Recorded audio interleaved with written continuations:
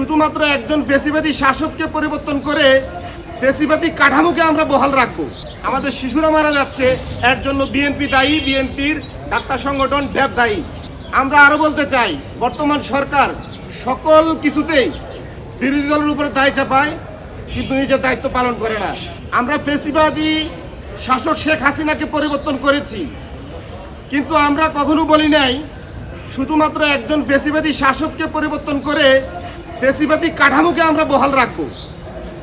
আমরা এই রাষ্ট্রের যে ফেসিবাদী বিচার বিভাগীয় কাঠামো, পুলিশের কাঠামো, সংসদীয় কাঠামো, মানবাধিকার গুমের কাঠামো, এই সমস্ত ফেসিবাদী কাঠামো আমরা ভেঙে ফেলতে চাই। বিএনপি যদি মনে করে বিগত সরকারের শুধু একজন ফেসিস্টকে বিতাড়িত করে ফেসিবাদী কাঠামো দিয়ে দেশ চালাবে, তাহলে আমরা জুলাই যোদ্ধারা এটা কখনোই আমরা হতে দিব না।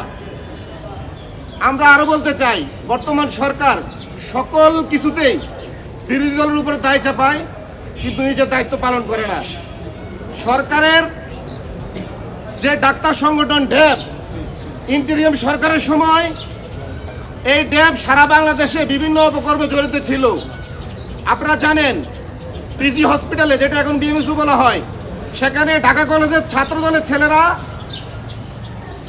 হোস্টেল দখল করে রেখেছে, অথচ ওই ড্যাবের নেতারা হামের টিকা নিয়ে তখনও সরব ছিল না। বর্তমান প্রধানমন্ত্রীর ওয়াইফ একজন ডাক্তার, এবং সরকারের মন্ত্রীরা বিভিন্ন আস্ফালনমূলক কথাবার্তা বলে, কিন্তু হামের টিকার যথাযথ ব্যবস্থা নেওয়া হয় না। এই দায়টুকু বিরোধী দলের উপর চাপিয়ে দেয়। আমরা এর তীব্র নিন্দা এবং ধিক্কার জানাই। আমরা মনে করি তারেক রহমান সাহেব, উনি তো রাষ্ট্র মেরামতের জন্য 31 দফা দিয়েছিলেন। উনি কি জানতেন না এই হামের সমস্যা হবে? উনি তো 2 বছর ধরে রাষ্ট্রের সাথে কোনো না কোনোভাবে জড়িত। উনি সরাসরি ক্ষমতা না থাকলেও ডক্টর ইউনূসের সাথে কানেক্টেড ছিলেন। এই হামের এই যে আমাদের শিশুরা মারা যাচ্ছে, এর জন্য বিএনপি দায়ী, বিএনপির ডাক্তার সংগঠন ড্যাব দায়ী।